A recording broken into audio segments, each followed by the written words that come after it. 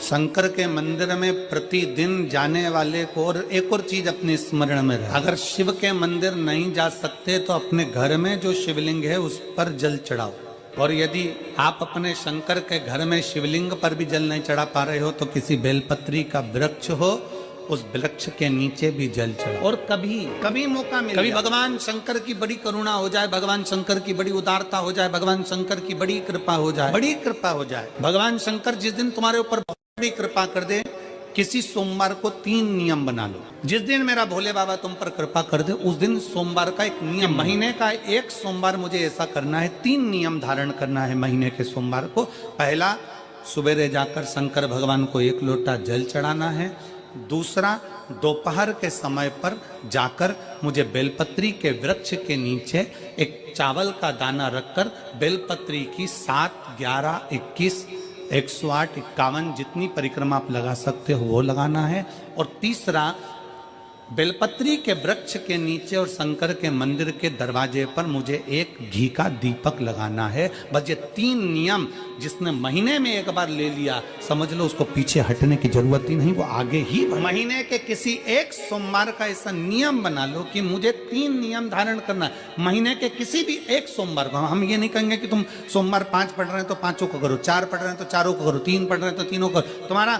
तुम तो महीने का एक सोमवार का नियम बना। और मेरी जीजियों से, मेरी बेटियों से जो विदेश में रह रही हैं, जो कहीं बाहर रह रही हैं, कहीं बड़े शहर में रह रही हैं, जो रोज मंदिर नहीं जा सकते, हर किसी महीने के एक सोमवार को भी ये नियम निर्धारण करते, तो उनसे कहेंगे कि 3 महीने में एक सोमवार का नियम बना लो। 3 महीने में नहीं बना सकते तो 6 महीने में एक सोमवार का नियम बना लो। और 6 महीने में नहीं बना सकते तो 1 साल में एक सोमवार का ऐसा नियम बना लो कि मैं साल का एक सोमवार ऐसा रहूंगी कि सुबह सोमवार के दिन मंदिर में जाकर जल चढ़ाऊंगी, दोपहर में जाकर बाबा को एक अक्षत का दाना रखकर, अक्षत का मतलब है कि बाबा मेरी दिनों दिन उन्नति करना। बेलपत्री के वृक्ष के नीचे जो अक्षत रखा जाता है वो उन्नति के लिए रखा जाता है। शंकर के शिवलिंग पर जो अक्षत रखा जाता है वो रोग मुक्ति के लिए रखा जाता है। अशोक सुंदरी पर जो अक्षत रखा जाता है वो संतान प्राप्ति के लिए रखा जाता है। षडानंद कार्तिकेय की ओर जो अक्षत रखा जाता है वो हमारे बच्चों की सुख समृद्धि के लिए रखा जाता है। विनायक की ओर,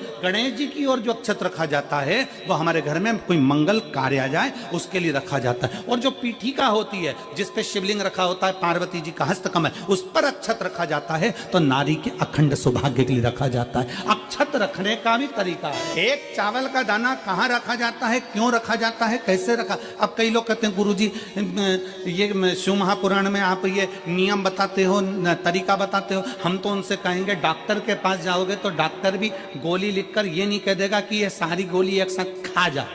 डॉक्टर भी कहेगा ये गोली सुबह खाना है, ये गोली शाम को खाना है, ये गोली दोपहर में खाना, ये गोली भूखे रहकर खाना। बोलो सही है कि गलत है। ये रात्रि को खाना खाने के बाद खा लेना, ये खाना खाने के पहले, ये नाश्ते के पहले। और सुनो, ये दवाई, ये वाली पीछे वाली जो दवाई लो ना इसको दूध से लेना, ये वाली जो दवाई लो ना इसको पानी से लेना। और सुनो, ये डब्बी है इसको पानी में मिलाकर फिर पीना। दवाई लेने का भी तरीका है, उसी तरह शिव महापुराण में एक एक अक्षत का भी तरीका है और एक एक बेलपत्री का भी। कई लोग कहते हैं गुरुजी आप ये तरीका बताते हो शिव पुराण के माध्यम से, कई लोगों के मन में संशय जागता है। तो अगर हम एक साथ चावल चढ़ा दे तो उसका क्या तरीका है। तो हमारा निवेदन है डॉक्टर जो दवाई ले एक ही बार में निपटा, एक ही बार में खा। दवाई एक बार में पूरी खा गए असर नहीं करेगी, इसमें डॉक्टर का कोई दोष नहीं है। उसने तो बताया था ऐसे लेना, ऐसे लेना। और तुमने, मैं डॉक्टर साहब ने पूछा दवाई पूरी ली, शाम की दवाई भूल गई थी, सवेरे की दवाई भूल गई थी, ये दवाई भूल गई थी। डॉक्टर कहेगा हमने तो नियम बताया तब तुमने नहीं खाई तो असर कहाँ से करेगी। तुम असर कब करती है, जब हम पूजन के तरीके को जान जाएं, जब हम अर्चना के तरीके को जाएं। आप साल भर का एक सोमवार निकाल लो, 6 महीने का एक सोमवार निकाल लो, 3 महीने का एक सोमवार निकाल लो, महीने का एक सोमवार निकाल लो। अपने से दिल में बन जाए तो एक सोमवार ऐसा निकालो जिसके 3 नियम धारण हो। पहला, उसी सोमवार जिसको कर रहे हो उस दिन सुबह जल चढ़ाना। दूसरे, दोपहर के समय पर जाकर बेलपत्री के वृक्ष के नीचे एक चावल का दाना रखना। और परिक्रमा बेलपत्र की जितनी तुमसे बन जाए, जितनी तुम्हारे शरीर की कैपेसिटी हो, जितना तुम्हारा शरीर चलते बन जाए। हम तो ये भी नहीं कहते कि तुम भूखे रहकर भगवान का भजन करो, हम कभी नहीं कहते। हम तो यहाँ तक कहते हैं, हमारे पुष्टि मार्ग में यहाँ तक कहा गया कि वल्लभ कुल की एकादशी करो, भले बकरी जैसे चरो पर एकादशी करो। हम तो यहां तक कहते हैं कि बहुत समय से कल मेरी एकादशी है, एकादशी है, एकादशी है, एकादशी है, पूरे घर को हिलाकर रख दिया, एकादशी है, एकादशी, एकादशी है। बहू टेंशन में, बेटा डिप्रेशन में, पति पपीता ला ला के, सेव फल ला ला के, मूंगफली का दाना ला ला के, काजू कतली ला ला के, सेव फल ला ला के, और सारा सामान, साबूदाना और खिचड़ी और ना चिप्स ना जाने क्या क्या ला ला के, बेचारा पति एकादशी आती है वो नौमी से चिंता में पड़ जाता। हम तो ये भी नहीं कहते कि तुम व्रत बहुत भारी करो, तुम व्रत उपास भी बहुत बहुत टेंशन वाला करो, ना ना ना। अपने को व्रत उपास भी इतना बहुत भूखे रह रहे हो, बहुत प्यासे रह रहे हो, और मालूम पड़े कि भगवान हमें मिलेगा, भगवान हमें मिलेगा।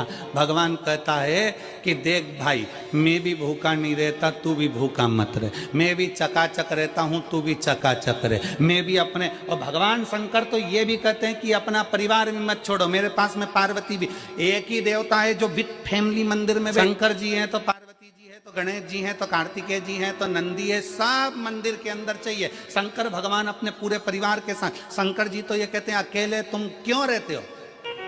शिव जी की एक बात अपने ध्यान में रखना, कितनी सुंदर बात है शंकर भगवान की, बहुत ध्यान में रखिएगा।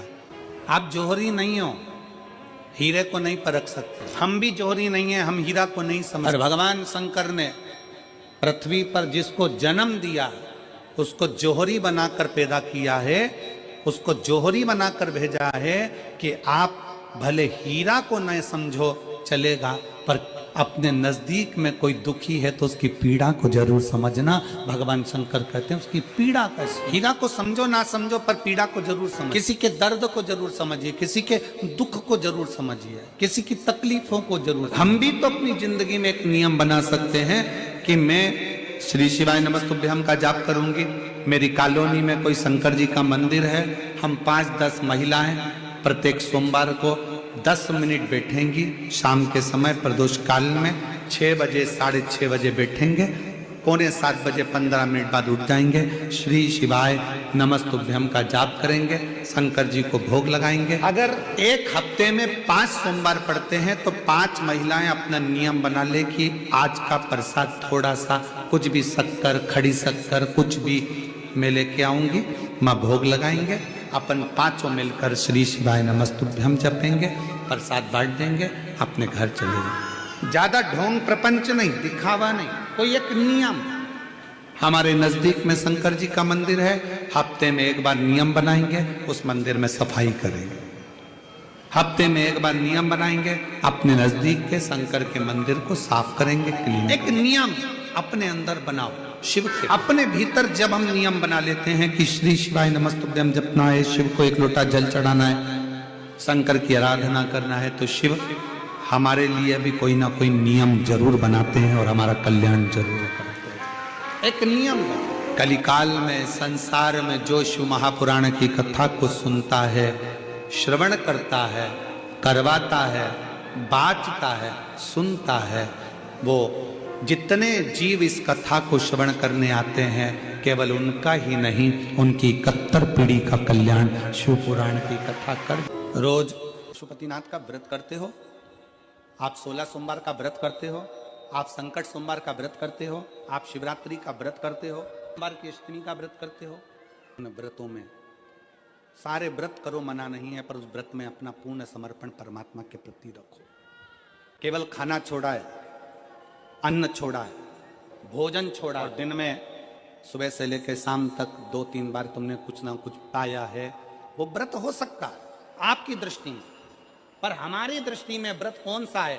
शिव महापुराण की कथा कहती है कि सुबेरे आपका व्रत चालू हुआ, दूसरे दिन ब्रह्म मुहूर्त तक जो आपका व्रत आपने रखा है, भगवान का जो व्रत कर रहे हो, उस व्रत में एक बात अपने अंदर उतार कर रखो कि इस दिन मैं अपने मोबाइल का त्याग करती हूँ, पूरे दिन मैं मैसेज नहीं पढ़ूंगी, मैं देखूंगी नहीं, मैं अपशब्द नहीं कहूंगी, मैं जानूंगी नहीं। दूसरा, आज के दिन मेरा व्रत है, आज 1 महीने में, 15 दिन में, 2 दिन में, 20 दिन में मैंने अगर किसी से भी अपशब्द कहा होगा, आड़ा टेढ़ा कहा होगा, तो सबसे पहले आज व्रत वाले दिन मैं उसको सॉरी कहूंगी, क्षमा मांगूंगी और अपने हृदय से लगाने का प्रयास करूंगी। व्रत है, व्रत का तीसरा अंश।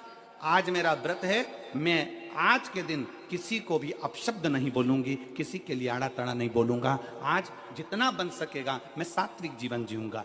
चौथा, आज मेरा व्रत है, आज के दिन मैं झूठ नहीं बोलूंगी, ना झूठ बोलूंगा सुबह से लेकर शाम तक। और पांचवा, आज व्रत वाला दिन है, जितना फलार मैं करूंगी उसका पैसा जोड़ूंगी कि 15 रुपए का मैंने साबुदाना खाया, 10 रुपए का बटाटा खाया, ये खाया वो खाया, सारा हिसाब लगाकर 55, 60, 70 रुपए जितने होते हैं उसमें से एक अंश निकालकर मैं उसका एक भाग किसी गौशाला में जाकर गाय को चारा जरूर दूंगा। व्रत आपकी साधना, आपका तप, आपका बल, आप कैसा कर रहे हैं? केवल भूखे रहने पर भगवत पद की प्राप्ति नहीं होती। शिव महापुराण की कथा कहती है कि भूखे रहने से भगवान की प्राप्ति नहीं होती। शिव पुराण की कथा कहती है भगवान को पाने की भूख बढ़ाने से भगवान की प्राप्ति होती है। भीतर से परमात्मा को पाने की व्रत करो, मना नहीं, तप करो, मना नहीं, साधना करो, मना नहीं, पर उस तप साधना में, व्रत में परमात्मा को पाने की ललकता हो आपके भीतर, भगवान को पाने की ललकता हो आपके भीतर, भगवत पद को पाने की ललकता हो। हाँ, पुराण की कथा एक बड़ी सुंदर बात कहती है, व्रत आप करते हो, उपास आप करते हो, नियम आप लेते हो, पूरा किसको करना पड़ता है? तुम्हें नहीं। व्रत आप करते हो, उपास आप करते हो, नियम आप लेते हो और पूरा दिन शंकर करते हो। बस इतना जरूर याद रखें कि जैसे प्राप्त हो भी गया तो शिव को धन्यवाद देकर शंकर के दरवाजे पर जाते रहना, यह हमारा कर्तव्य। एक बहन जी ने पत्र लिखा था कल, पत्र में बहन जी ने लिखा कि शिव महापुराण तप का मतलब क्या होता? चलिए, उपास का मतलब बताओ। खाना छोड़ देना व्रत नहीं है। दूसरे का धन छुड़ाकर खाना छोड़ देना व्रत है। शिक्षा दे देना, किसी को चिकित्सा की जरूरत है उसकी चिकित्सा में थोड़ा सा धन लगा देना, कोई रोते हुए के आंख के आंसुओं को पोंछ देना, किसी के दुख में खड़े होकर उसको खुशियां प्रदान कर देना, ये दुनिया का सबसे बड़ा व्रत है, सबसे बड़ी साधना, सबसे बड़ा तप। मन साफ है तो सारी गलतियां माफ है, और अगर मन ही साफ नहीं है तो गलती कौन माफ करेगा भाई? लंबी बाती का प्रमाण अलग होता है। लंबी बाती क्यों लगाई जाती है? भगवान के मंदिर में, दीप में, देवियों की पूजन में, लक्ष्मी की वृद्धि के लिए। कौन से देवता के यहाँ लंबी बत्ती लगती है और कौन से देवता के यहाँ गोल बत्ती लगती है, उसका भी प्रमाण बनना। किसी देवी की पूजन करो तो लंबी बत्ती आती है, कुल देवता की पूजन करो तो लंबी बत्ती आती है, किसी मंदिर में किसी देवता को लगाने जाओ तो गोल बत्ती लगती है, उसका भी प्रमाण है। लंबी बत्ती जहां लगाई है, अगर लक्ष्मी के सामने लगाई है तो लक्ष्मी की लंबाई बढ़ती है, लक्ष्मी की वृद्धि बढ़ती है। अगर कुल देवता के नाम की लगाई है तो वंश की वृद्धि होती है। इसलिए हमारे यहाँ अमावस्या पूनम को जो पाटे वाटे भराते हैं उसमें गोल बत्ती नहीं, लंबी लगाई जाती है, जिससे हमारा वंश। नवरात्रि में देवी जी की जो बाती लगाई जाती है वो लंबी लगाई जाती है, गोल नहीं। क्यों? क्योंकि जिससे माँ हम पर कृपा बना कर रखे, हमारा वंश खूब बढ़े, हमारे यहाँ लक्ष्मी। स्थिर बाती, गोल बाती लगाई जाती है ब्रह्मा के मंदिर में, इंद्र के मंदिर में, देवता के मंदिर में। तुलसी के सम्मुख में लंबी बाती नहीं लगती, तुलसी के सम्मुख में गोल बाती लगाई। पीपल के वृक्ष के नीचे कभी लंबी बाती नहीं लगती, बड़ के पेड़ के नीचे कभी लंबी बाती नहीं लगती, आंवले के पेड़ के नीचे कभी गोल बाती नहीं लगती, आंवले के वृक्ष के नीचे लंबी बाती लगना चाहिए।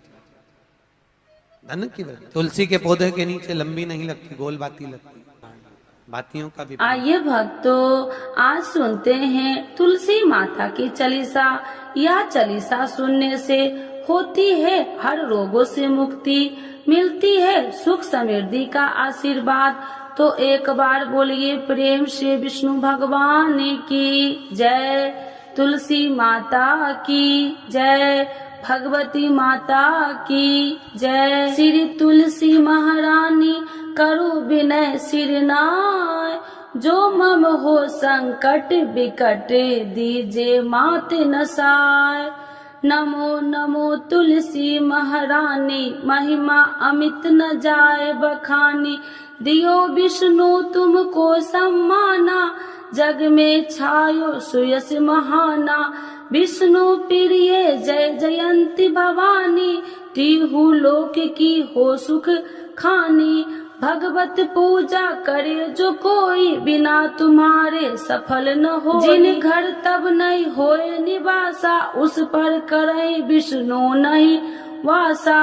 करे सदा जो तब नित्य सुमरन, ते ही के काज होए सब पूरन। कार्तिक मास महात्म्य तुम्हारा, जाको जानत सब संसारा। तब पूजन जो करे कुमारी, पावे सुंदर वर सुकुमारी। करे जो पूजा नित प्रति नारी, सुख संपत्ति से होए सुखारी।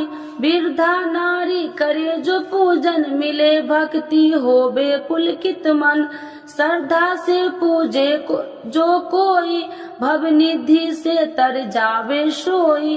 कथा भागवत यज्ञ करावे, तुम बिन नहीं सफलता पावे। छायो तब प्रताप जग भारी, ध्यावत तुम्हि सकल चितधारी। तुम्हि मात यत्र तंत्र में, सकल काज सीधे होवे क्षण में। औषधि रूप आप हो माता, सब जग में तब यश विख्याता। देव ऋषि मुनि और तपधारी, करत सदा तब जय जयकारी। वेद पुराणन तब यश ज्ञाया, महिमा अगम पार नहीं पाया।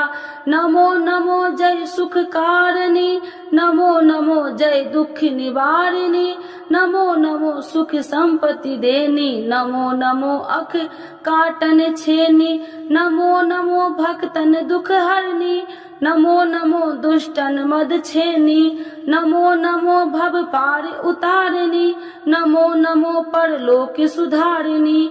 नमो नमो निज भक्तन उबारिणी, नमो नमो जन काज सवारिणी। नमो नमो जय कुमति नशावनी, नमो नमो सब सुख उपजावनी। जयति जयति जय तुलसी माई, ध्याऊ तुमको शीश नवाई। निर्जन जानी मोहि अपनाओ, बिगड़े काज आप बनाओ। करूँ विनय मैं माते तुम्हारी, पूरन आशा करूँ हमारी।